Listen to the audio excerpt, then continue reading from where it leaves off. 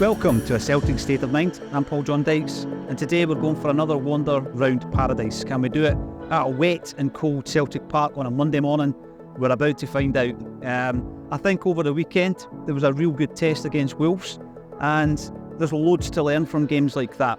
You know, going into the pre-season, the two games in Portugal were all about fitness, and then the two games in Japan for me were all about assessment. It might have been originally a brand exercise, but after Brendan Rodgers came into the club, it was all about assessing the squad. These next two games, Wolves and then Athletic Club of Bilbao, will be here tomorrow night for the James Forrest testimonial. For me, are all about fine-tuning the starting 11. It will give us a much better idea of who Brendan Rodgers fancies in the starting 11 and who may actually be leaving the building as well. So, what about some of the positives against Wolves? Straight off the bat, I thought Kyogo looked sensational. He's, picked up from where he left off last season. He's got 2 campaigns under his belt as a Celtic player, scoring 50 goals. And the goal that he scored against Wolves was brilliant. It was clinical. And he could have scored another one. Celtic could have been 3-0 up at half-time. And for me, I think he's already shown us that Season 3 is going to be one whereby he's going to continue being a prolific goal scorer for Celtic. And also, he needs to step up, I think, for the Champions League as well. I think he's got it in his cannon to do that, and I'm looking forward to seeing him at that particular level. Another player that really impressed me was Liel Abada. We've spoken about Abada a few times over the last few weeks, and we know that Brendan Rodgers has had a sit-down chat, which was very positive with Abada. Some of us expected him perhaps to be fleeing the nest. I would have expected him before Jota. However, we know where we are now. Jota's left, and it's time for Abada to step out of his shadows. I think he's doing it. I know it's only pre-season, but see, against Wolves, he looked really, really confident going down the right-hand side. He was involved in most of the chances that we created. There was a moment, actually, where he gets the ball out left and he shows his confidence. He brings the ball down, he nutmegs the right back. And I just thought that we've seen an Abada in pre-season that might be able to take it a wee bit further under Brendan Rodgers. And he's a player that I am so keen to keep a hold of. The other areas of the park that I found very interesting were, of course, the centre-half partnership of Stephen Welsh and Liam Scales, both players who I have said previously I would allow to leave the club. And I thought they played really well. They were solid at the back. Stephen Welsh, under the radar, nice and confident, nothing fancy, very tidy performance. But Liam Scales, for me, was the best defender on the park. I thought that every single challenge that was thrown at him, he managed to deal with that. He probably realises that his football will be played elsewhere next season, be that permanently or on a temporary basis at a club like Aberdeen. But Liam Scales did his chances no harm of staying at Celtic Park after that performance. The other 2 performances were the introductions of our 2 new signings, Yang and Kwon. Now, often what happens with a new signing, they'll come in, it's below the radar, they play a nice, tidy, safe game of football. But what I found about the 2 South Koreans is basically they wanted to make an impression straight off the bat. And that's exactly what they did. I thought both of them gave a good account of themselves. And I'm not saying for a moment they're going to be starters for Celtic. Not immediately anyway.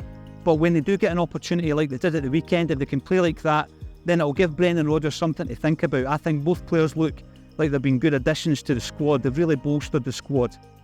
And what about that penalty decision? We as Celtic fans are used to that kind of thing. I don't think it took the shine off a decent workout and a decent performance, and it's given Brendan Rodgers a lot to think about moving into our final pre-season game, which of course will be here at Celtic Park tomorrow night in front of over 50,000 fans. We'll be playing Athletic Club of Bilbao, and that will be for James Forrest testimonial, and I'm really looking forward to the challenge that poses as well.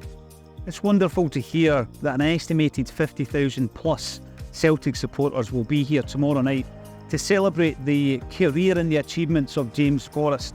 James Forrest is going into his 15th season as a Celtic player, and I think that, tomorrow when you look at the attendance, it will show you just how, dear to our hearts a player like James is. It's the modern game. He's a one-club man. That's very rare. But on Friday night, I was with another player who was awarded a testimonial. I was with Roy Aitken at Barra's Art Design for A Celtic State of Mind Live. And Roy doesn't do these public appearances all that often. So it was very interesting to hear his thoughts on Celtic during his time at the club, and also the Celtic of the modern day as well. He was brilliant, a great orator, and a great ambassador for Celtic Football Club. But one thing that Roy Aitken said that really stuck with me was that when Ange Postecoglou was at the club, he spoke about a mentality, a mantra: we never stop. But Roy Aitken said that he was part of teams, going as far back as the 10 men winning the league sides of 1979, that already had that in their makeup. He said it was a feature of Celtic sides in the past. And who will forget, of course, the centenary season when we scored so many late goals. There were so many late comebacks, none more so than the Scottish Cup final when Frank McAvenny scored a double to beat Dundee United. So Roy Aitken spoke very highly of James Forrest, and I'm looking forward to seeing just how full Celtic Park is tomorrow night. And hopefully we'll get a wee bit better weather as well for James Forrest to celebrate the fact that he's been at the club for 15 years, and also charity is going to benefit, and that is very, very important. So well done to Jamesy for that.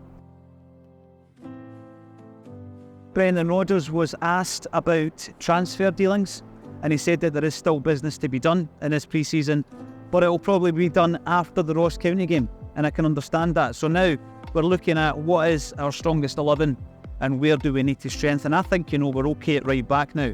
I really do. I think that Iwata has given us another option. So Johnson is undoubtedly the first choice, but with Tony Ralston and Iwata behind him, we're pretty well covered there. In terms of the goalkeepers, I'm still happy with Joe Hart, but I'm not happy with his backups in Scott Bain and Benji Siegrist. And I think that if we are going to get a goalkeeper in, we'd be as well bringing someone in who's going to challenge the number one rather than just be a bench warmer. So I do expect us to be doing some business in relation to the goalkeeper position. At left back, it's very similar for me because I think that I'm pretty happy with Greg Taylor. However, his backup in Bernabe for me isn't strong enough so far. He might prove us wrong, and I think that we do need to strengthen at left back for the same reason that we need to strengthen in the goalkeeper position. Left wing, I've made my feelings known about this already. Maeda is a brilliant left winger, but you go to his next option, Haksabanovic, Johnston or Forrest out of position, and I think there's a drop in standard. So I still want a left winger. I'm quite happy with the midfield, and I've got to say I think it's been bolstered, the squad, with the arrivals of some of the new signings as well. Holm, of course, made an appearance at the weekend, as did Kwon, and I think that they've bolstered the squad sufficiently at this stage. Unless something was to present itself to us, or indeed we were to lose a player, which I really don't want to happen. And I think that's the same situation at centre-half. We've got 6 centre-halves now, and unless we lose one of the first picks, I don't see us strengthening further in that area. Up top, it's not a priority, but I think that if an opportunity arises and we're able to bring in another striker to bolster that area as well, then we will do it. Now, some sadness over the weekend as well. 2 Celtic men passed away.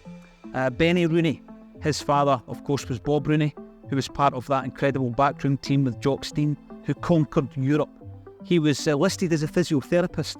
Celtic players under his watchful eye will tell you that he had nothing more than a heat lamp, but he was a very, very important part of that team, was Bob. And his son, of course, Benny, he signed for Celtic. He went on to make a real name for himself at Greenock Morton, and he later managed Morton, playing a really good brand of entertaining football. It's a really good side that he built there. So thoughts and prayers with Benny Rooney's family and friends as well. And someone a wee bit closer to home as well, David Potter.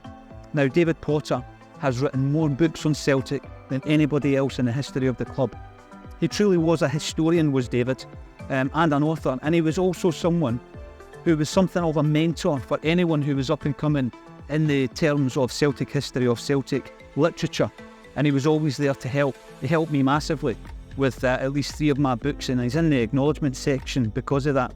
He was always on the other end of a phone, and I was really, really sad to hear of David's passing over the weekend. Thoughts and prayers truly are with David's friends and family at this sad, sad time, because I'll tell you, within his own realm, he was one of the best. I mean, something else that I think we need to talk about as well in relation to Celtic and where we are as a football club is the women's team. They got off to a disappointing start against Rangers in the Glasgow Cup final. It was a late goal, it was a cruel way for that to end. But unfortunately, they lost the Glasgow Cup to our fiercest rivals, Rangers, and it's not a great start. But what I would say is the game itself, I didn't feel was all that well advertised. We didn't hear about it. They didn't send us any information on it, the club. So that's something that I think needs to improve as we move forward throughout this season. And one other bit of news was the fact that there has been a cup draw already, quarter-finals of the League Cup. We are the reigning champions of that particular tournament. We are the cup holders, and we'll be defending it at Rugby Park for the quarter-final against Kilmarnock. There's not a great deal you can say at this moment in time about that particular game. We'll see how Kilmarnock fare in their first few competitive games in the league. But Celtic will certainly be travelling through to Kilmarnock for that game as well. And I'm pretty sure, that Brendan Rodgers will be looking to maintain the domestic dominance that has started under Martin O'Neill all those years ago, 23 years ago. And it continued through managers like Brendan himself and Ange Postecoglou last season. So it's a very important trophy. It's not something that I would ever belittle. I think it's a very important trophy. And if you want to maintain that standard that we have set over a number of seasons, then we need to go into that game all guns, firing. And I think by that time we will. Because the only reason I believe that we haven't been as active in the transfer market as we might have been is simply due to the change in manager. That's all it's came down to. So there's a period of assessment that wouldn't have been there previously. But I think that now we're fine-tuning against Wolves and against Athletic Club of Bilbao tomorrow night here at Celtic Park. And by that time, it will be a wee bit clearer as to what the starting lineup will be against Ross County. Celtic State of Mind, we go out every single weekday. So 12:30, subscribe to the channel on YouTube, hit the notifications bell, and I'll see you again tomorrow at 12:30 on a Celtic State of Mind.